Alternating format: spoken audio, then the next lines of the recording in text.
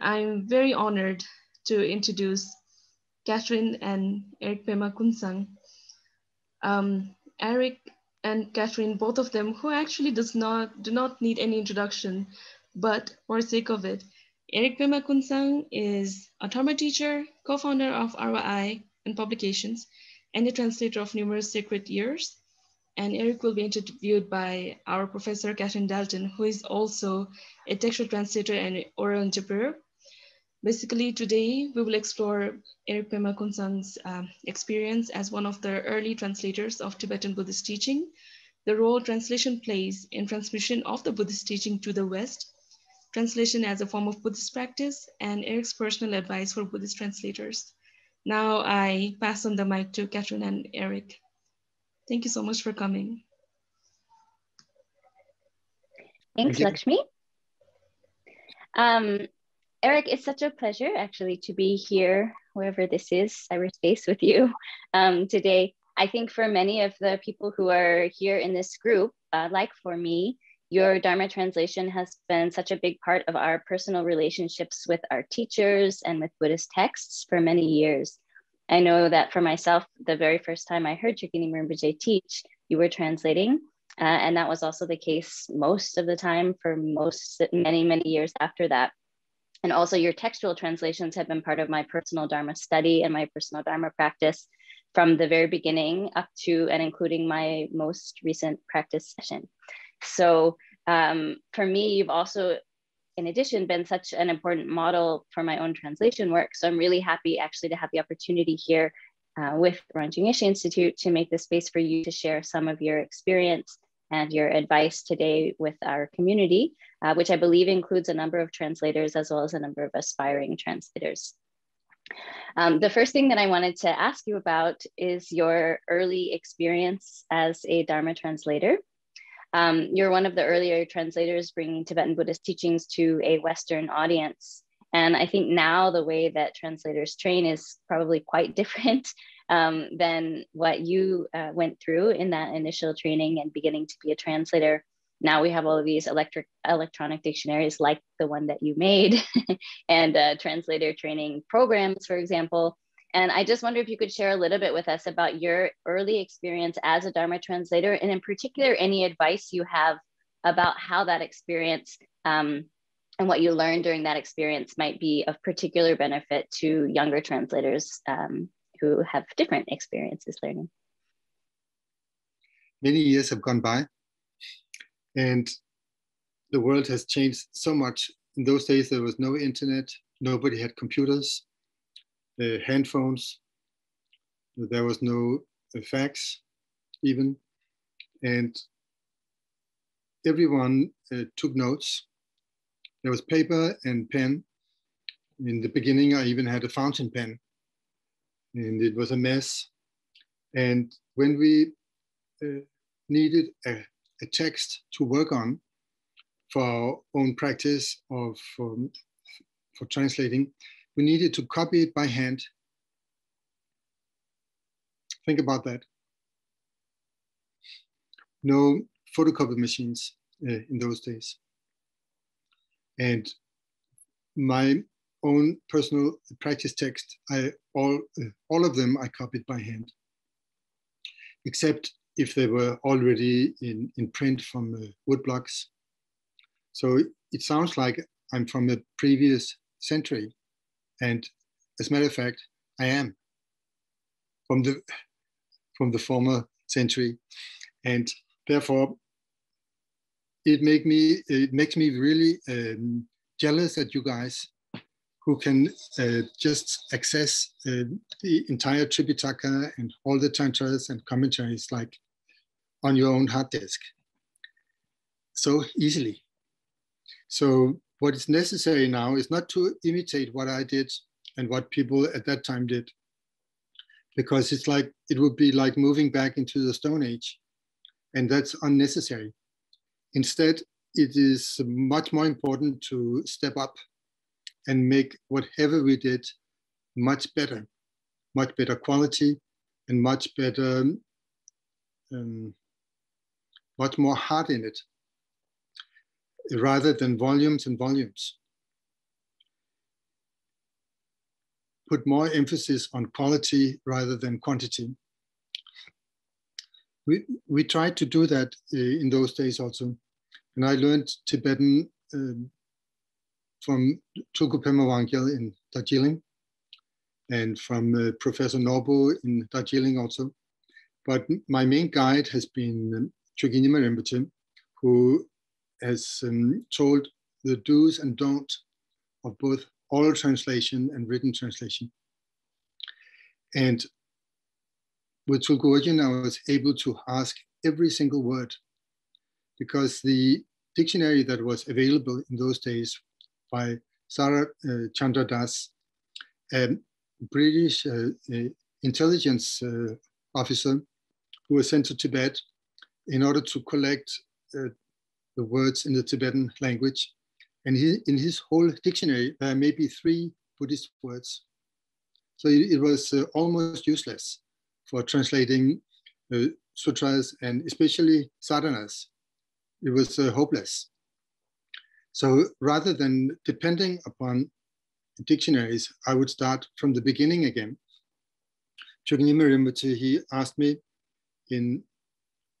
after 4 years of having studied, he said, you need to go back to the basics and begin with Abhidharma, and to get a vocabulary that is like watertight on your own terms. So in the beginning, I wrote down 1 word on a piece of paper this size, and then as the months grew, it became more and more until finally there were in that dictionary maybe 300,000 entries.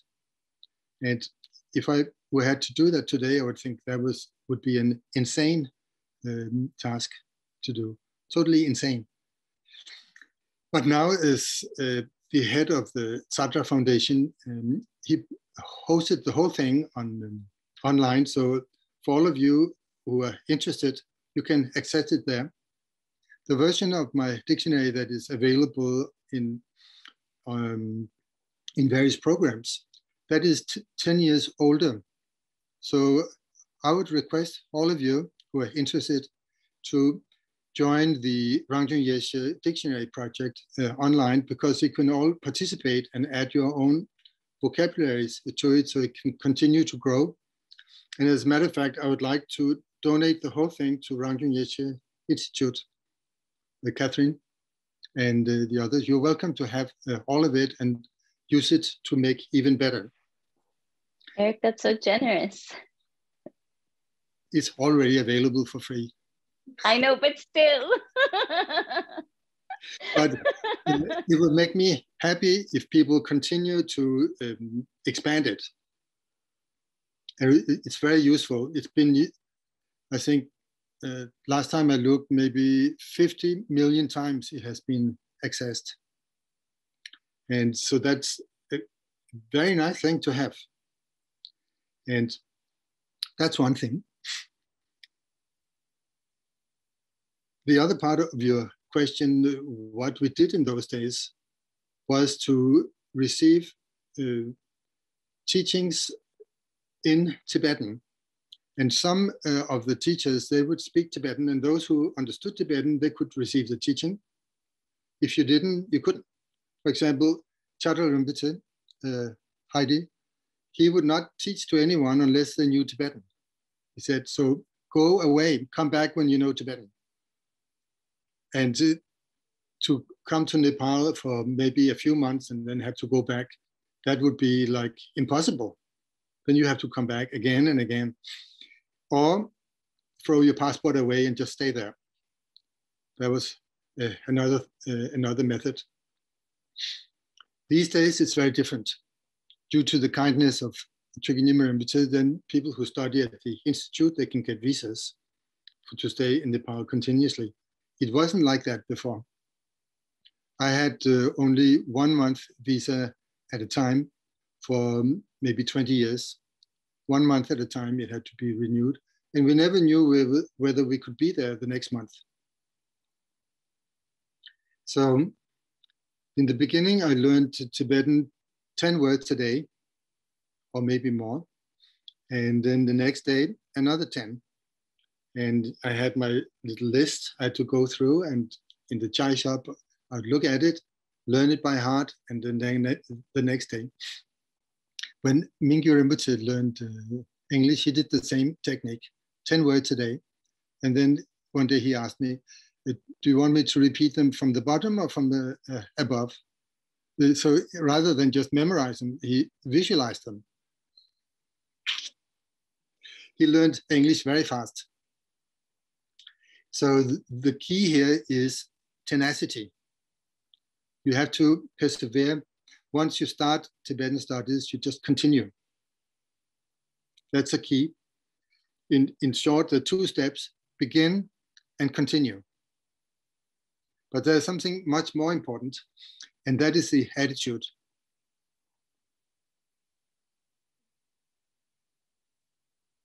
Attitude, motivation, intent, so much more important than producing translations. Kalu Rinpoche, whom I studied with for a while in Bodh Gaya, he told me about the Sanskrit grammar that is available in Tibet. There are 2 main ones, but in India there were 18. And he said that the reason why 2 of them survived was because the scholar who wrote them had pure bodhisattva attitude. And it is that pure heart that makes other people, for whatever reason they don't understand, they just like that text to learn from. And what we have in the important books like The Words of My Perfect Teacher or others like that is because of the heart that lies behind that. That makes it so that people would love to understand what's in that book without having to be told in some kind of invisible karmic strings. So all of you who are engaged in translation work, don't focus on the output. Focus on your own attitude and improve it as often as you can.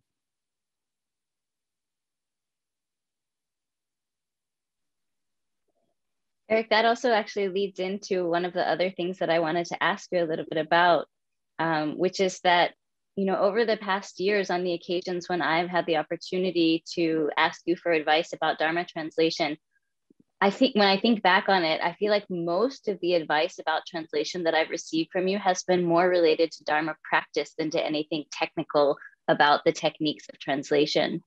And I remember you mentioned to me one time in the past that many, many, many of your translations were produced while you were in retreat. And so I just wonder if you could share with us some of your thoughts and your reflections about Dharma translation as a form of Dharma practice, and also in particular, what kind of advice you might have for translators and oral interpreters of the Dharma in relation to this.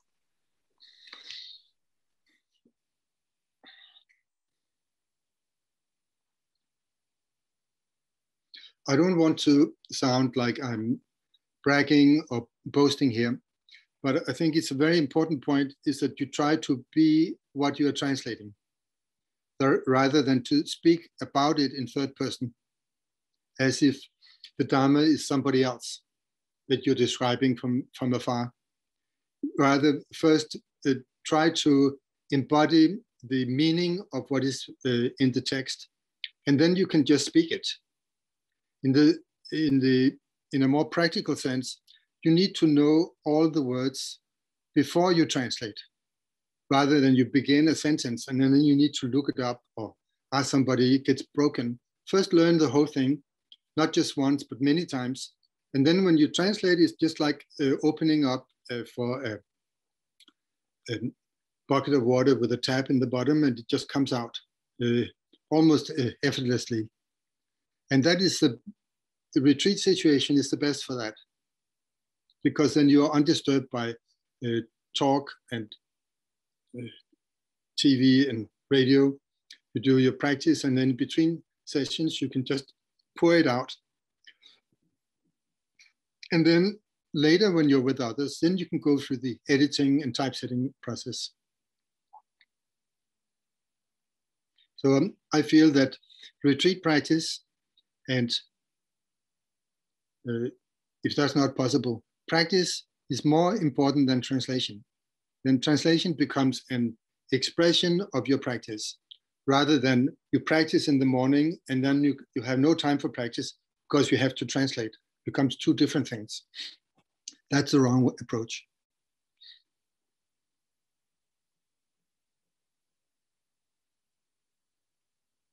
And if I should go into more detail, when you translate the Vinaya, you have to be someone who has taken the Vinaya vows. Very important. No other people should meddle with the Vinaya than monks or nuns, with some exceptions, Urgyen Rinpoche, for example. But some teachings on Vinaya are only given to monks and nuns, not to lay people. When you translate the Bodhisattva Pitaka, it's important that you are also trying to be a Bodhisattva, not that you are describing the Bodhisattva world seen through a telescope. It doesn't work that way. It becomes embedded in the translation that you are one step removed and you're just describing the zebras and the elephants and you have never been to Africa. It doesn't work. But especially with Vajrayana, it is so important that the translator is a Vajrayana practitioner. Otherwise, something else sneaks into the text. For example, all of the conventional Buddhist teachings, Hinayana, Mahayana, and Vajrayana, the gateway there is the view of the Hinayana, which is that the sense of ego, me, myself is unfindable. If there is no taste of that, the word I sneaks in every single sentence. Isn't that true? And Chökyi Nyima Rinpoche has several times said to him, why do you add the word I, you, and he, and it, and all the time? Just say what it says. But then I try to object and say, we don't think like that in the West. He say, yeah, that's true. We need to have the culture of at least the Hinayana view. And without that, there's no Mahayana, forget it. And absolutely no Vajrayana. The Hinayana view of the absence of personal identity is, you can say, the common denominator for the whole of the Tripitaka. Otherwise, who is the translator? It's impossible not to get dragged into the swamp of attachment to fame and material gain. Without that, at least there's some chance that one can check oneself. Or this mind can check itself and stop and dissolve the attachment and the belief in ego. But if there's not even the experience of it, then the translator gets lost, especially in the universities. As you know, academia is a jungle of backstabbing and power trips. Very often I hear that. So you need to take a responsibility for that and loosen it up and say, real Buddhist teaching is based on the view.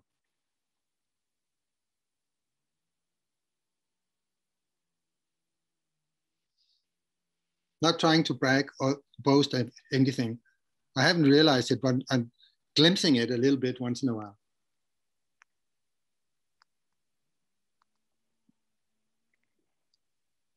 Then after that, then it becomes possible to make translations. And how should they read? How should the reader get a feel for it? Chökyi Nyima Rinpoche, he once said that some translations at that time, that's maybe 25 years ago, they read like drinking sand.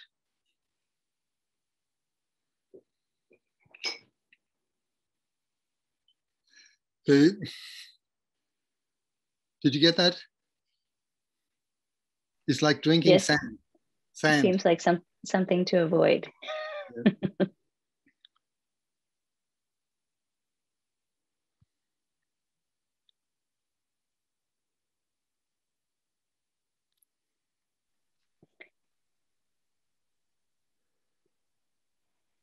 Well, how would you suggest that a translator work towards avoiding that particular pitfall of forcing his or her readers to drink sand?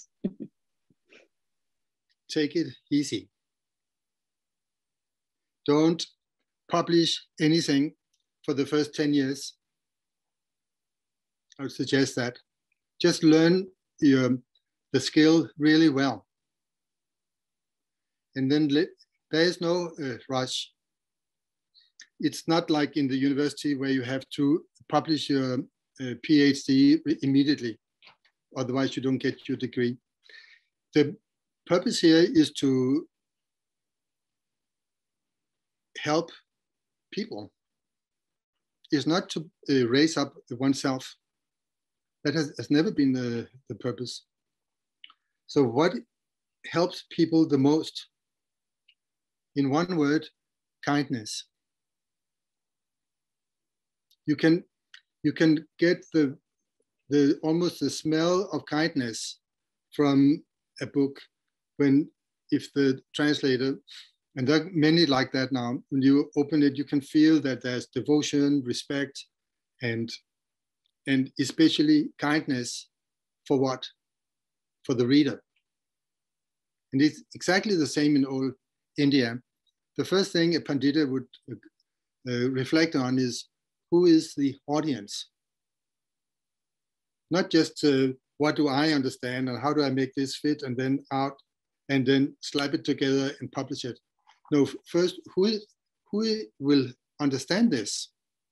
What kind of level are they at? What kind of language can they understand? And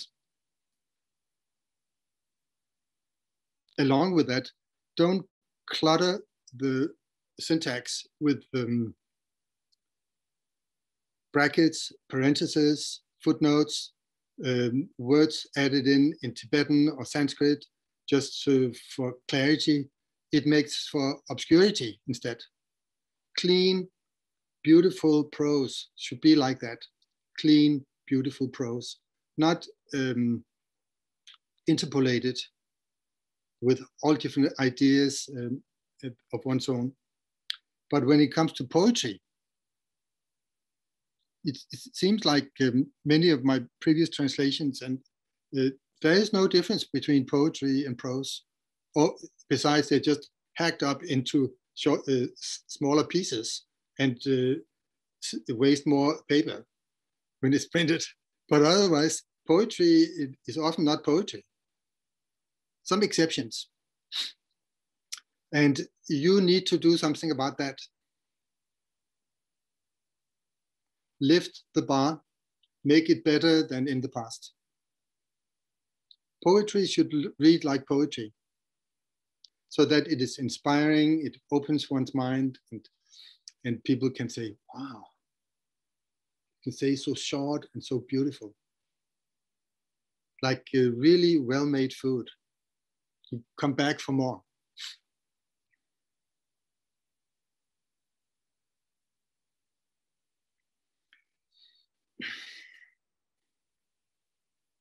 But most important, motivation and kindness.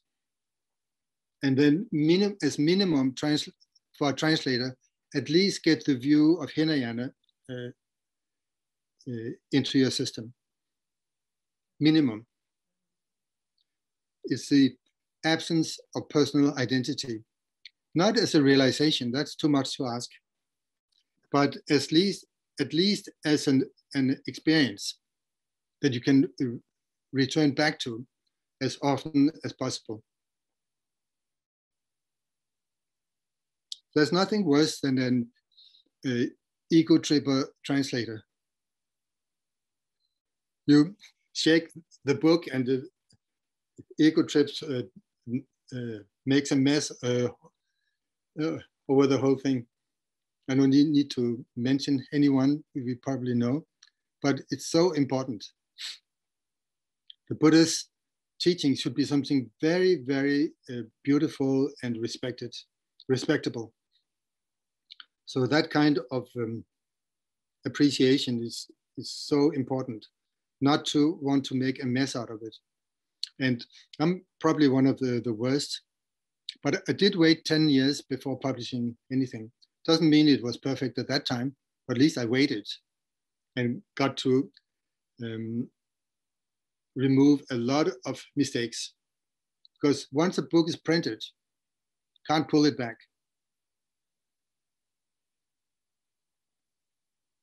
One of my good friends, Daniel Goleman, when he was still in university, he published one of the first books in America on meditation. He regretted it the rest of his life because he couldn't take it back. The publisher wouldn't allow him to make a new edition. He said, if I had just waited until I knew more. But sometimes people are so busy. They're such a rush. They want to get out there and even worse, the name on the front cover and get known. And it's just BS. It's not what is needed in this context. Then better write a novel. People will always read it and throw it away anyway. But Buddhist books, but one thinks it's a Buddhist book, so I wouldn't put it on the shrine. Oh my God. It's better to take it very easy, take it very slow. I understand that some translation groups, they have timelines and even worse, not lifelines, but deadlines. The things have to be finished at a certain time or else. It's horrible.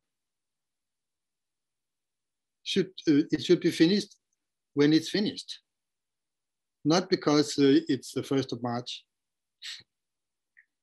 What do you think? I think that sounds relieving.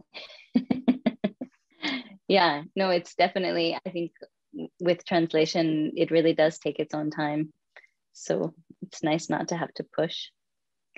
Erik, one thing that you mentioned about with translating poetry, you said we should translate poetry as poetry, and that's something that we should really try to work on and raise the bar. I know that in recent years, you in particular have been interested in translating and have been doing translations of sadhana in a way that can be sung or chanted. My experience with attempting this and talking to other people is often it's just a technical feat that many translators just can't manage to do. And I wonder if you could talk a little bit about the process of translating verse into chantable verse and any advice that you would have for those of us who might want to attempt that. Yes. You have to find this song in your heart. And then once you have that song or that tune, then when you translate, you make it fit that tune. My wife has helped me a lot with that. Before meeting her, I didn't have any song in my heart. Sorry to say. But it comes sometime and sometimes not. So it's not that you can say from 8 to 4 every day, I'll have a song in my heart and translate like that. Doesn't work. It's just like art. You cannot just make music or painting and so on when you don't feel like it. So that's up to the individual person. Some can, some cannot. So rather than produce a lot of pages, please, future translators, produce less pages with better quality. And on a more practical sense, the Tibetan meter is either 7 or 9 phonemes in one sentence, right? I found that it works fine with the 13 English phonemes in a sentence.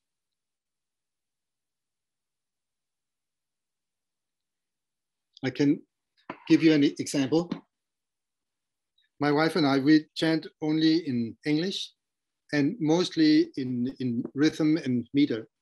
And it's a big pleasure. I love doing the practice that way because it's so much easier to remember.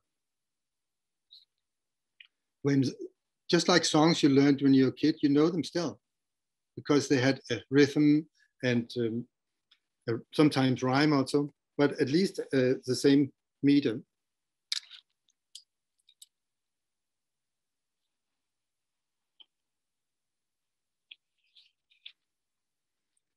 Here's an example of, I just took out one. Root Guru, glorious and precious Master, sit upon the lotus throne above our heads. With your kindness beyond limits, please accept us. Give the cities of your body, speech, and mind. Very easy to remember. It's used in all traditions. And you want another example? Please, that was really beautiful.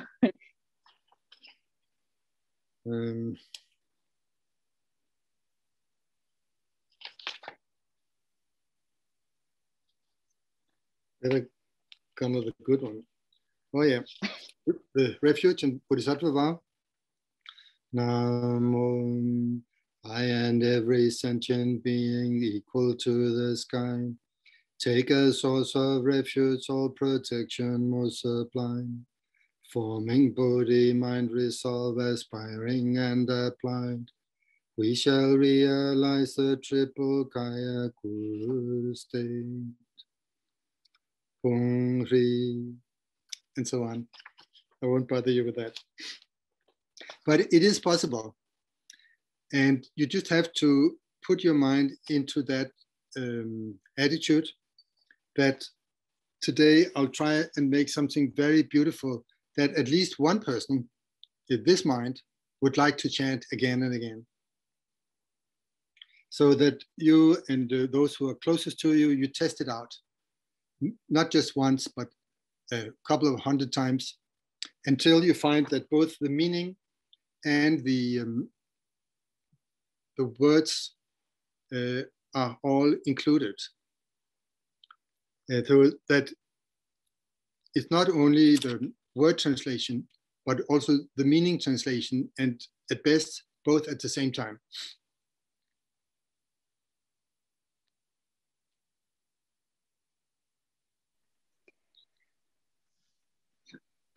Great meditators, there's a certain time in their life when, as Chökyi Nyima Rinpoche say, the knot on the nadis in the throat becomes untied, and that makes it so that the understanding or realization can be poured into a beautiful poetry, like spontaneously, like Nyosho Ken Rinpoche, many others. They didn't have to think much. Once I asked him to sing a spontaneous song, and he sang a long one, and I said, "Where was it from?" He said, "Not from anywhere, I just made it up right now." So he was like that. And it would be wonderful if more translators could be like that, wouldn't it? So find the tune. I suggest using 13 syllables in a sentence. Then the English words are longer than the Tibetan, but they can fit there. And forget too many extra grammatical particles in English, the and stuff like that. You can easily dispense with them, as long as it's really understandable and evocative.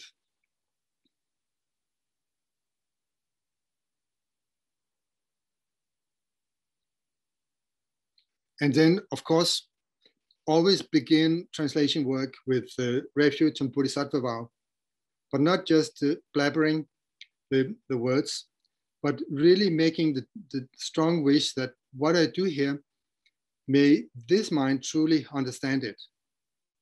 And once it's understood here, may it be expressed and reach the minds of others all over the planet and elsewhere too, if possible. Because when you have that attitude, then it's like the work doesn't belong to you any longer. It's already given away from the beginning. And you don't get so stuck in it in that way. The worst thing one can do is to translate for just one or two people in writing, because if they get angry at you, then the whole thing is lost. Especially if it's your professor in your university, because they have to judge you. Otherwise, you don't get your MA, BA, or PhD. So rather than that, may it be appreciated and may it really soften the minds of thousands of people I don't know or I will never meet. Maybe for those people. It's much more open-ended attitude is worth gold. Because then you never get disappointed or your feelings hurt. Another thing is whether your work will be of value in while you're still alive or after you're dead doesn't matter. Really doesn't matter. All right?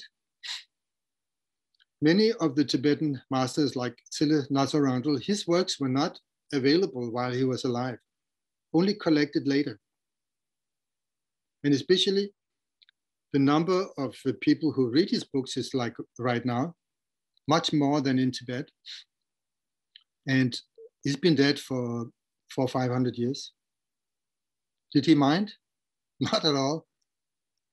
He didn't publish his own books.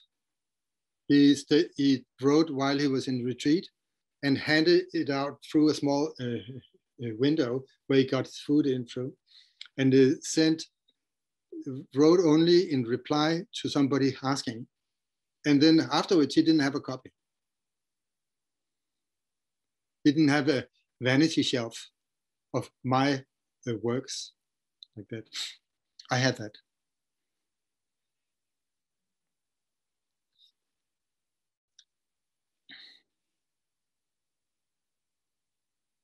Anything else? Yes. You mentioned about when we work as translators, it's important to try and think, may this work be of benefit to as many people as possible? You know, may it help them, may it change and open their minds, whether I know them or not, whether it's now or in the future. And this kind of brought to mind this question of I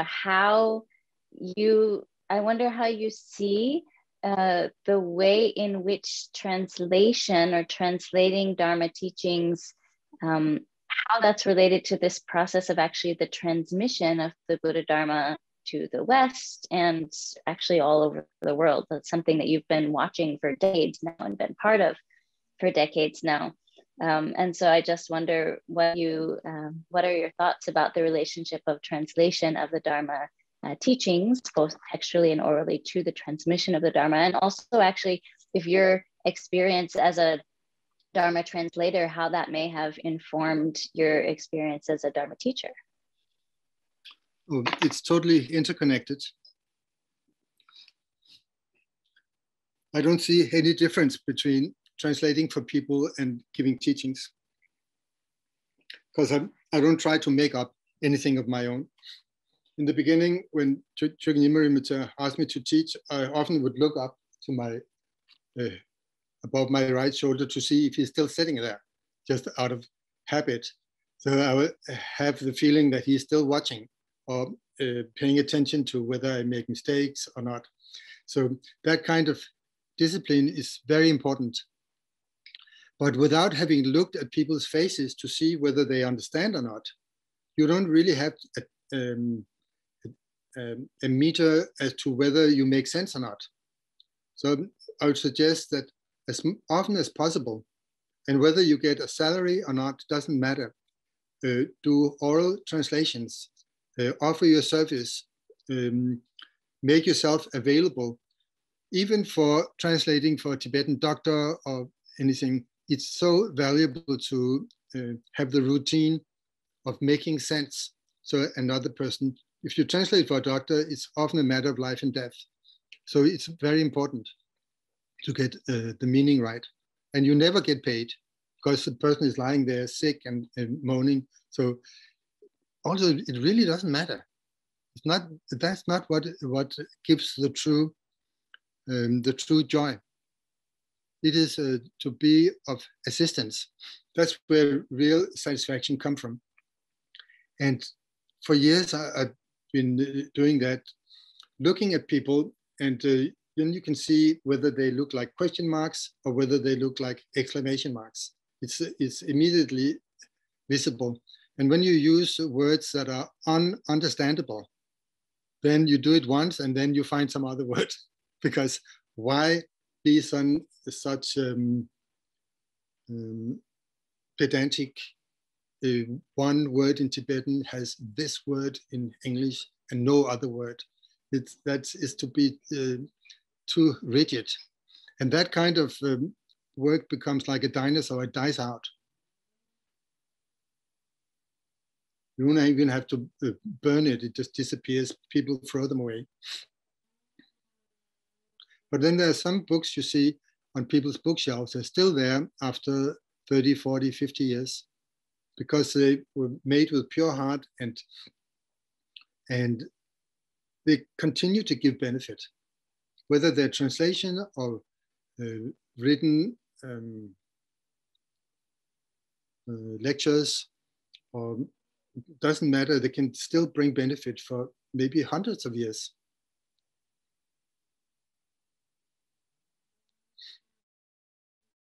What are we talking about?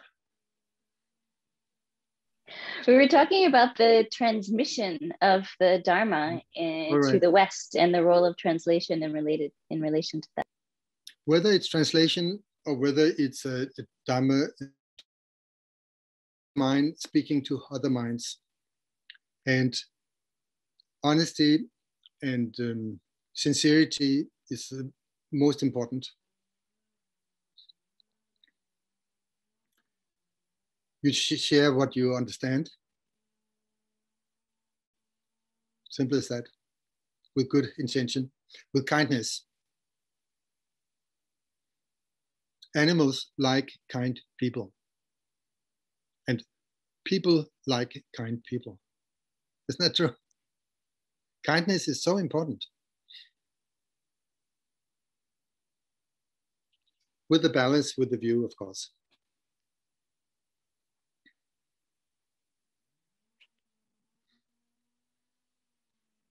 And it's sometimes when you translate for people who are not Buddhists, which is often most of the time, unless it's at an Dharma center or like at Rangjung Yeshe Institute, then you need to make sure that it's understandable.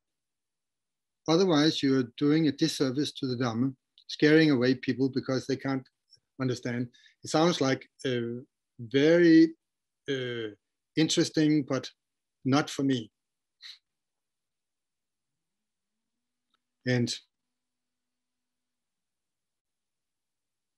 that doesn't mean we should water it down completely, but it's possible to find a word in English that has one syllable and is generally known rather than a technical Greek or Latin word with 5 syllables. And those words are impossible to put into poetry, almost impossible.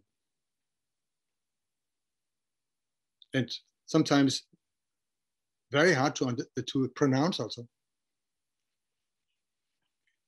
Like, well, you know.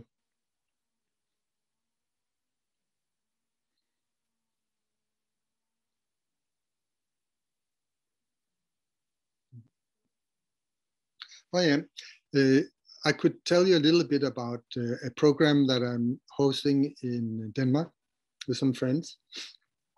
And that is placing emphasis on the 2 vehicles that come before Hinayana. The vehicle for humans, which mean to be humane, decent person. And just like the Dalai Lama teaches, taking responsibility for one's life and for others' lives. And then the vehicle for God's.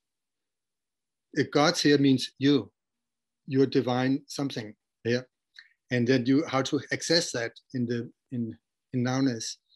And the words I use for those 2 vehicles, everybody can understand. And then I noticed that everybody becomes automatically Buddhist through that. It's like hewing and sanding a piece of wood, and then you can use it immediately for building, rather than starting with Mahayana or Vajrayana and having the feeling that this belongs to some other realm, somebody else, the Bodhisattvas, or for deities, the Buddhas, and like that. So the vehicle for humans, I find, is so beautiful. The Songtsen Gampo established that in the 8th or 9th century in Tibet. The Meche Tsangma Chutuk, the 16 spiritual principles. And I rephrased them just a little bit to make it more understandable, but it basically means be a nice person as often as you can. And that is so important, because who wants to be in a Dharma center where people are not nice and struggle for power and use each other in different ways, or look at newcomers as cows to be milked, and all of that samsaric stuff? We need to clean it up before the Buddha Dharma is introduced. People are leaving now, I can see. No, they aren't. Just joking. And then we go to Hinayana. So I found that the 4 pillars of the Buddha Dharma and the 4 reliances, they fit so well within that. So rather than having a room of people who sit like this, then having a room of people who sit like this, yeah, that's me, I can be like that. I want to be like that.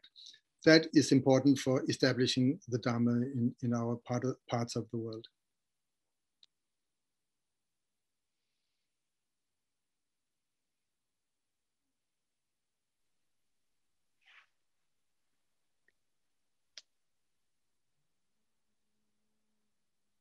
Erik, you talked a little bit about the way that Chökyi Nyima Rinpoche had given you some instruction as you were training in translation. I wonder if you could share with us a little bit about how, about Tulku Urgyen Rinpoche's role in perhaps shaping you as a translator. Yeah, he would speak for very long time, sometimes half an hour or 45 minutes, and was not interested in being interrupted.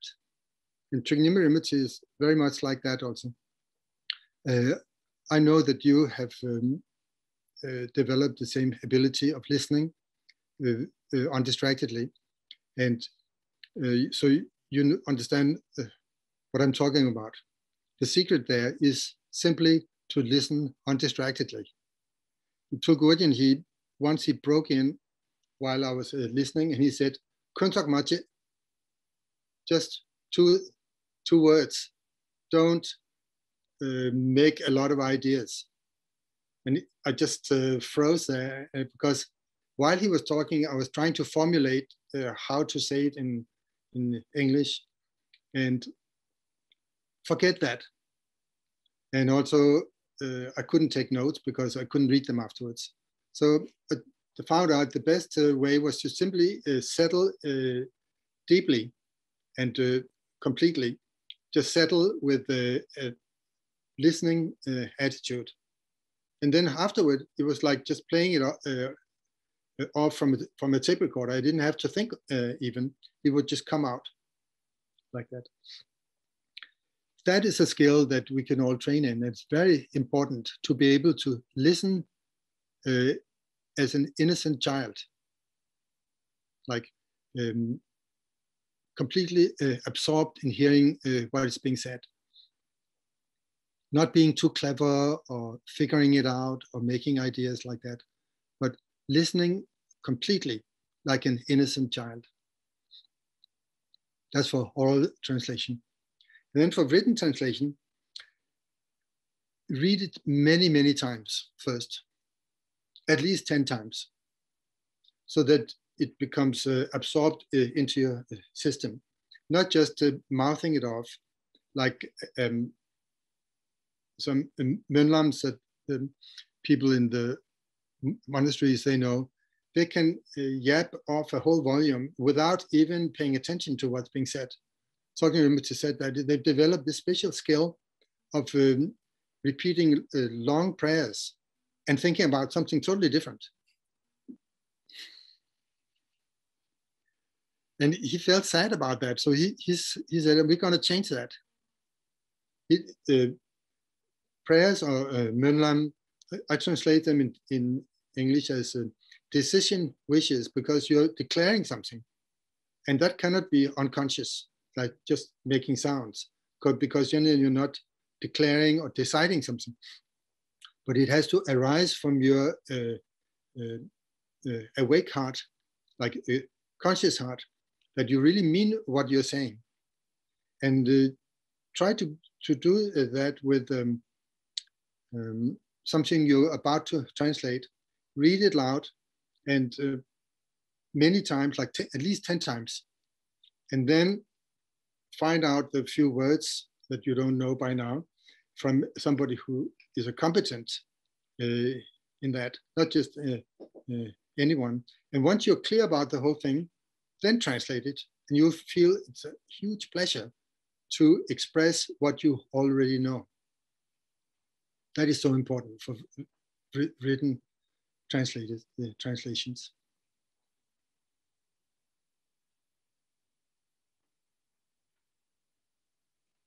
Especially if it's something obscure, like a biography, you need to really immerse yourself in it. Like immersion is very important, so that what you translate and you are not two different things anymore. It's like the water you swim in. That's important. So the less familiar you are with it, the more work it's necessary to become familiar.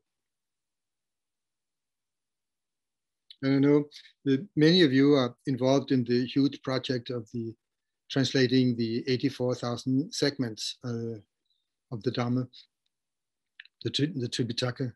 And that requires a lot of immersion. And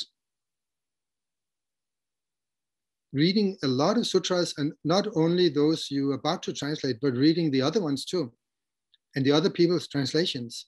And if you have the time, read the whole Tripitaka more than once.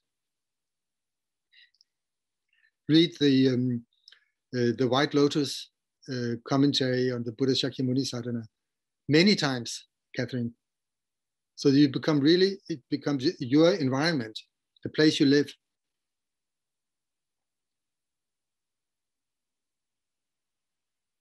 And it's beautiful that way, very beautiful.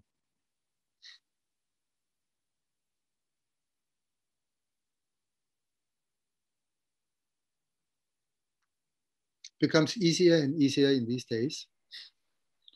And so therefore, raise the bar so that it's just as difficult as when I was young, but at a different level. Take up the difficulty.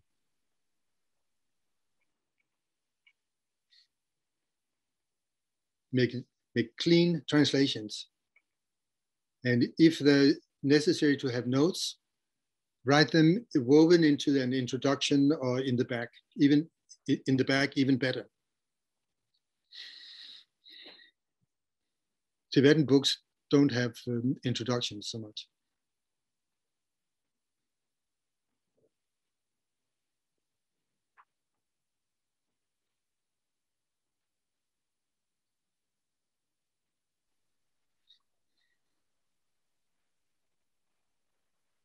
Erik, you've talked a little bit about some advice for doing textual translation and other advice for oral interpreters. And I wonder if, since you work fully in both of those worlds, I wonder if you see your role as a translator as being exactly the same in both of those contexts, or if you see some difference in some particular way, and if so, what kind of difference you see in your role in those different types of translation? There are as many differences as there are types of literature. Tibetan medicine has a completely different style. Astronomy, the moving of the heavenly elements, completely different style. Grammar, books, it requires a different type of person than me, 100% sure. But some people, they really love that. So we should leave it for those people. And books that have use of the need for a lot of footnotes, they probably require what you call accompanying volume, rather than interweaving like I did with the Light of Wisdom. I regret that because it makes a mess of the book. It should have been in a separate volume. And Abhidharma has its own style. The sutras have their own style. So try to do it just like the Tibetans did when they translated from Sanskrit. Translate the names of people and places into your own language. So then you get rid of all these Sanskrit diacritics that normal people can't read. You hear me? Normal people can't read it. Try and write Krishna in the proper way with Sanskrit diacritics. It's unreadable. Like the deer that Avalokiteshvara has over his shoulder is called Krishna Sara. Why not call it the black spotted deer? That's understandable immediately. But that all falls under be kind. Kind sometimes is more important than precise. Later, precise is very important. But in the beginning, especially when people open their first book to the Dharma, and then they look and they see this is unreadable, put it away. That would be a disservice to sentient beings and to the Dharma. Especially important in these days when translating sutra and tantric material. We need to be very careful for that clarity and kindness should go together.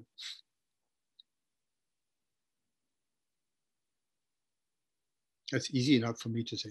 I made a mess out of most of the books I published. So now I can act like I didn't do any of them and then telling you what you should do and not do. But just try to make it better than what I did. But especially don't publish anything with parentheses inside the text.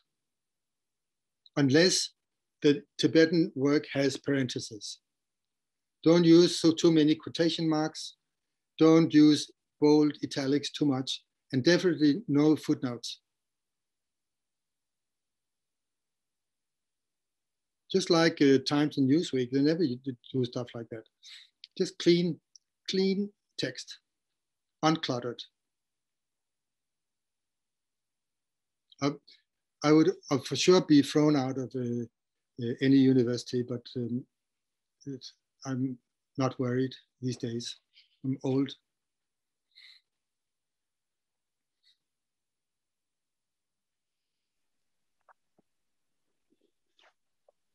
Erik, I wanted to ask, you have translated quite beautifully, I believe, I feel, for many, many years into English, which is not your native language, which is amazing. And on the one hand, it seems like an incredible feat, actually. And then, I have talked with a number of Dharma friends and translation students about this, people who are not native English speakers. And often people tell me that for them, it's actually more difficult to speak about Dharma or translate Dharma into their native languages because their primary exposure to Dharma has been either in Tibetan or in English. And so then making that jump into their native language is more difficult. But I understand that these days you are quite delighted to translate into Danish. And I just wonder if you have any advice for translators into languages besides English about that process of opening up into translating into their native languages and developing vocabulary. And I think it's something that's really important going forward. And I wonder, I guess you probably would be an excellent person to give advice about that. Yeah, don't get stuck on the initial awkwardness. Just carry on, just like learning to drive a bike. It's only a beginner problem. And as a matter of fact, the learning in a different language than your own just means you have less barriers. Also with awkward words, you don't feel they're awkward because you don't know them. But they could be just as awkward.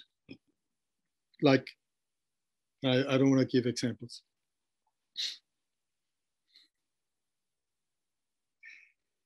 The most important is that don't have too much kontok. Don't have too many ideas. Just focus on kindness and being in a state of equanimity. And especially don't listen too much to what other people who just love to criticize for the sake of criticizing. Like we learn in the school here in the West to have a critical attitude, which is very important because we escape a lot of bullshit. But we shouldn't get stuck in that. We translate with open mind and kindness. That's the most important. And not too many fancy words. Other people can do those. Those who are brought up in that and can't say a sentence without it. And I actually want to say that when the Vajrayana came to the West, to Europe and America, it was mainly through scholars, and especially university-educated people who are in the habit of using university-level words. So that's why very few Vajrayana philosophy is expressed in a short, concise language. And can do better than that in the future. If you look at the root of the words in Tibetan, they're very short. So why invent 5, 6, 7, 10 or more syllables to say that one word, that one syllable? Like Herbert Günther, when he translated the Changchup, which is Tibetan for Bodhi, into English, it was limpid clearness and consummate perspicacity for 2 sounds. That's not necessary anymore. That was to reach out to the people who were very fond of German philosophy. And I think that's already happened. So no need to copy that.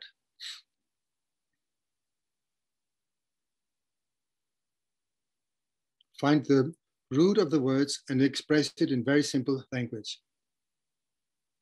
That's good enough.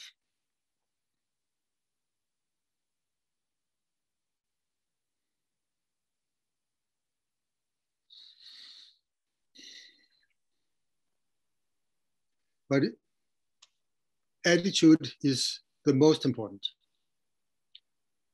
Rather than having a narrow attitude, which is, this is for me, well, I need to make money, I need to be loved.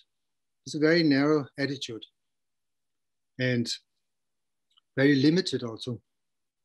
And much better to have a vast, unlimited attitude, unlimited kindness, and unlimited heart and mind, wouldn't you rather have one big diamond than 1,000 big pieces of glass? What would you prefer?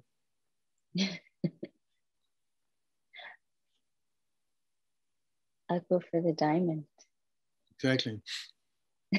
So focus on presenting even 4 lines that are beautiful, moving, evocative, and really hits the reader's heart. Wouldn't that be much better than 1,000 pages of gibberish? That's what Tulku Urgyen said. If you can explain or translate just 4 sentences so they can be understood and really affect other people's lives, that is worth more than filling up the entire universe with gold and jewels and make offerings to all the Buddhas of the 10 directions. That's one of the guiding principles. And I treasure that. I don't wear jewelry, but that kind of jewel I keep.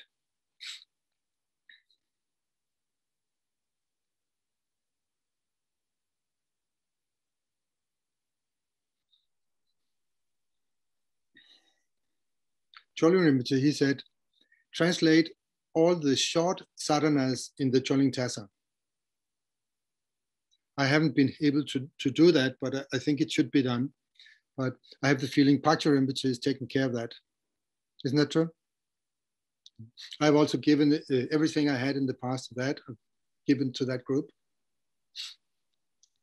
Rangjung Yeshe Institute was not interested. I had the feeling. They're studying texts with fancy names, right? Yeah, Pacha Rinpoche's group is keeping quite busy actually with translating practice texts, which is wonderful. Chökyi Nyima Rinpoche has a much long-term vision. What would be good not only for 10, 20, but for 100 years? He thinks like that. So his plans are very solid. When he make people spend time studying Abhidharma for a year and Prajna Paramita and like that, it will have an impact for many, many generations. As we see when there was a need for translators for translating the Tipitaka, he had already educated a nestful and more to come.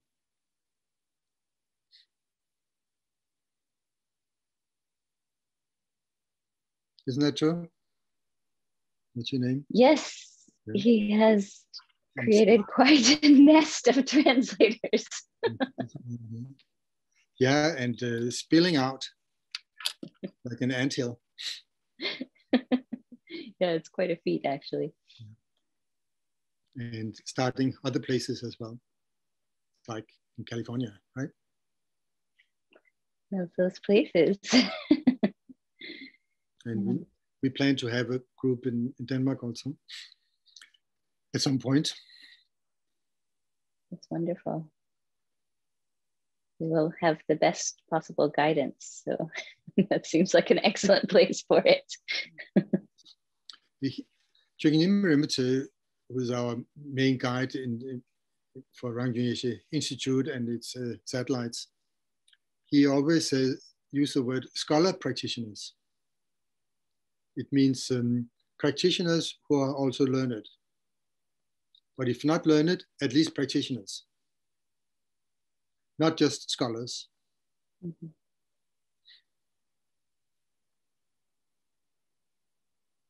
Because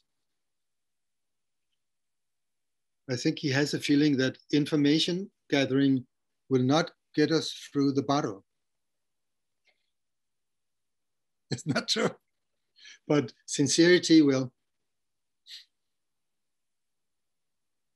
Erik, I think we have, oh, sorry, go ahead.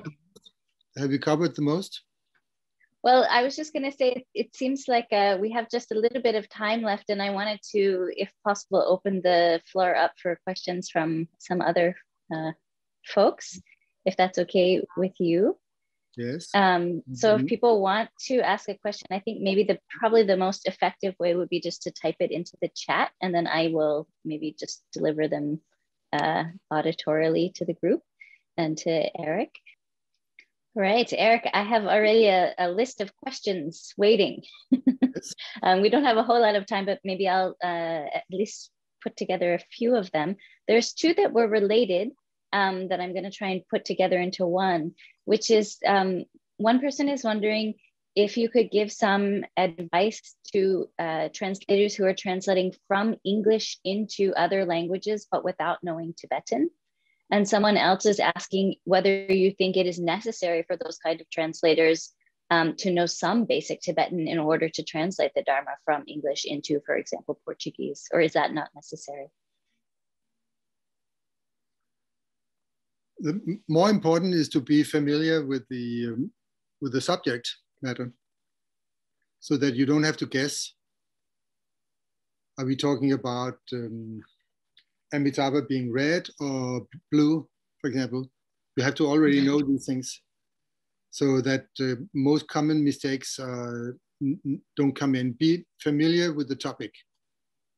And then it's less important. If you know basic Dharma vocabulary, it's fine. But you don't have to know all the Tibetan words. Not necessary, but more important, be familiar with the topic.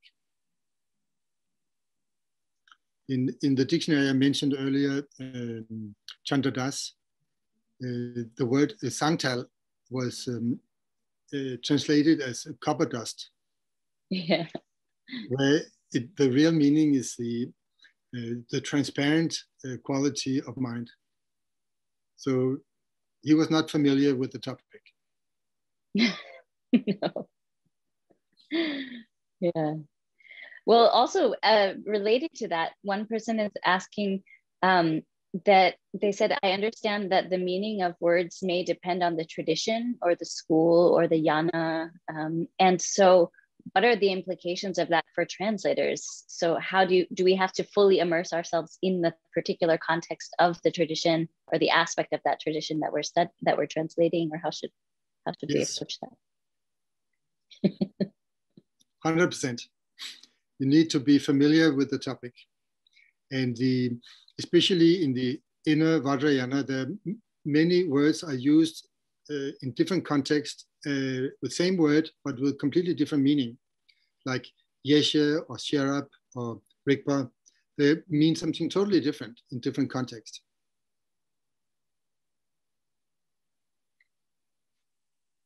Another question is, when does the translator really have the feeling, or how does the translator know that the translation work is done and that it's time to put it out there into the world? It's ready to go out. It's very simple. It's never done and never ready. But as good as it gets, as the best we can do is, that's the best. That's the best we can do. But don't think it's perfect just because you spend a lot of time on it.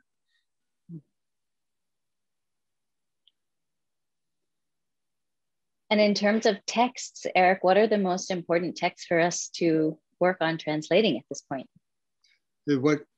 Whichever text your guru suggests or commands, that's the most important. Excellent answer.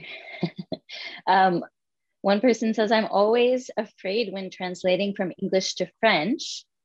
Oh, things are moving on my screen. It feels like when we used to copy musical cassettes, and that there's some kind of loss of quality after multiple generations of copying. And so this, he says, I worked a little bit on the triple excellence, and I always have the fear of missing something important and that I might mislead someone. And so I'm always checking it 10 times, but I still have that kind of concern. It's very good. Just keep that little fear. It's good.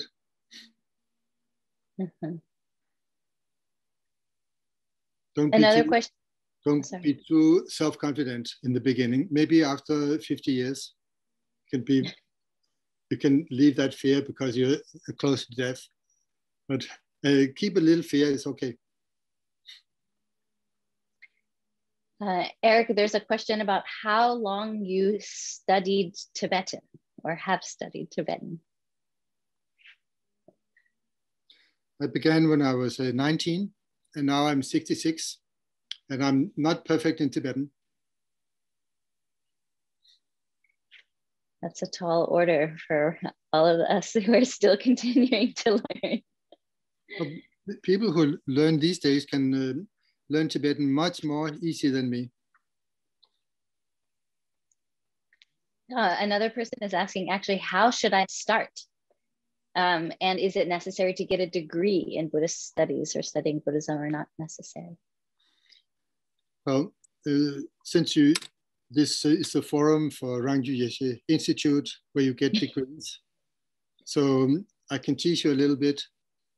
I learned Tibetan without going to Rangjung Yeshe Institute. There was no institute that time. But I can tell you a little anecdote about how it started and where the Rangjung Yeshe word, the name came from. That was during Tulku Urgyen's one and only trip to United States. And we had been through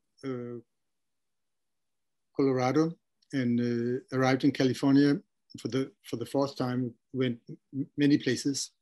And there was the discussion. Chökyi Nyima Rinpoche said, we can also have a gathering of people once a year so they know when to come to Nepal in order to receive teachings with a translator available.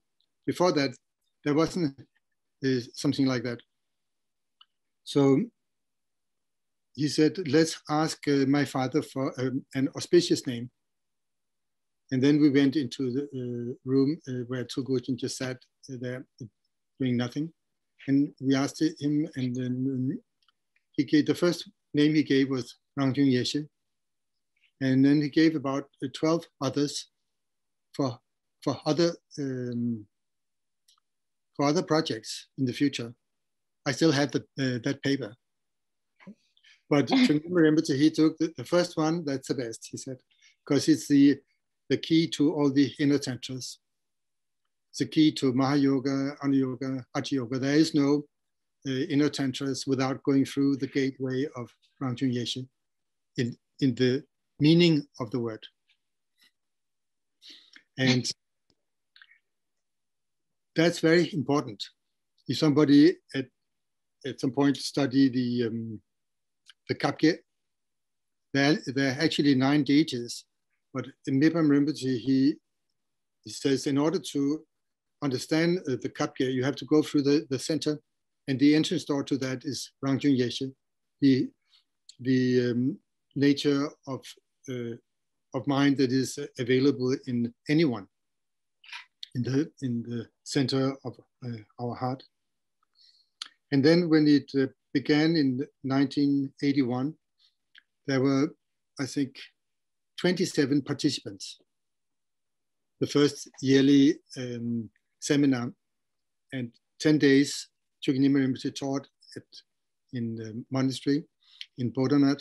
And then Tulku Urgyen Rinpoche gave the hearing lineage of the Great Perfection for 3 days, where people got questions and had to go and practice and then come back. And many years later, Chökyi Nyima Rinpoche wanted to institute a way where people could do more detailed studies of the sutras and tantras. And the opening ceremony was very small. There may be 20 people present. And he invited his brother, Choling Rinpoche, to come down. But since there was only arranged a throne for one teacher, they sat together on the same throne. And Chökyi Nyima was holding around Choling Rinpoche, who didn't say much. Chökyi Nyima Rinpoche gave a spontaneous lecture on why to study the Dharma and how. And then he said, and then I'll ask my brother Choling Rinpoche to also give a few remarks. And then Choling Rinpoche said, it's exactly like Chökyi Nyima Rinpoche said. He gave back the microphone. So that was the opening day, and I was there. But other than that, I haven't studied much in Rangjung Yeshe Institute. I studied in other monasteries before that, with different Khenpos. mainly Tulku Rinpoche and Khenpo Nyuden and the 3 or 4 others. But that it has been centralized, so you can study all in one place. That's a great gift for people who come to Nepal. And Chökyi Nyima Rinpoche also said that rather than spending 3 months in Nepal and just being a Dharma bum, drinking chai and eating momos, now they can come back and having learned something.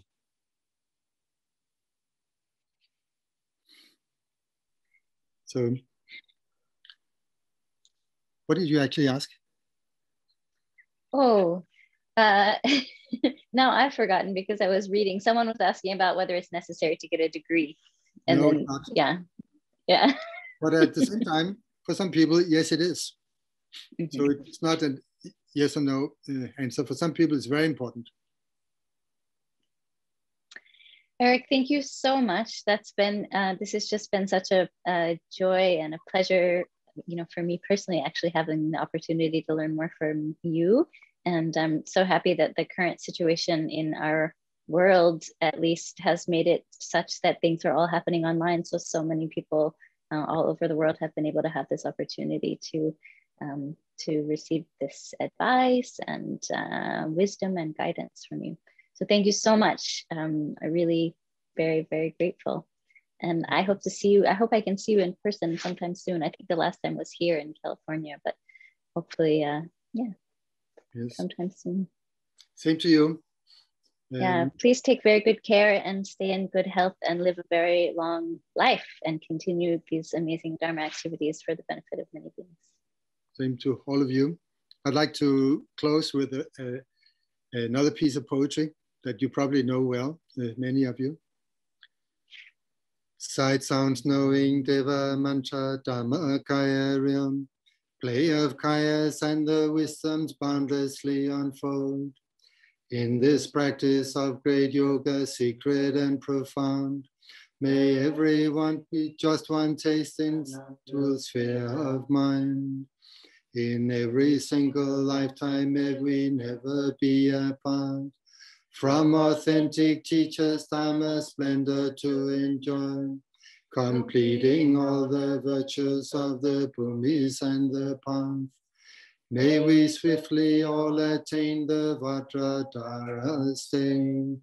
May the precious and sublime awakened mind arise in those has not arisen, where it has arisen, may it never wane, but continue to increase forevermore. Thank you so much. And please just carry on. Thank you so much. What you're doing will bring vast benefit, immeasurable benefit. Whether you translate from Tibetan or from another language, doesn't matter. The main thing is, does it make sense? Can it open the heart and mind of another person? Then it's worth it. And we can do this for many lifetimes. Songtse Khyentse, he said to me maybe 25 years ago, what do you think about translating the whole Tripitaka? So I said, oh, that's impossible. I will die before that. And then he said, you can just continue in your next life. Thank you so much. Thank you so much, Erik.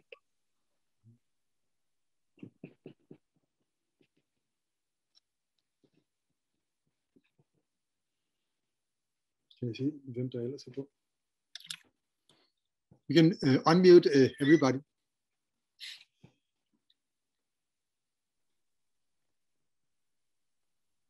Can you unmute everybody?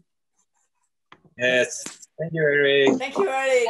Thank you so much, everyone. Thank you, Erik. Thank you so much. Dhanyawad, Erik.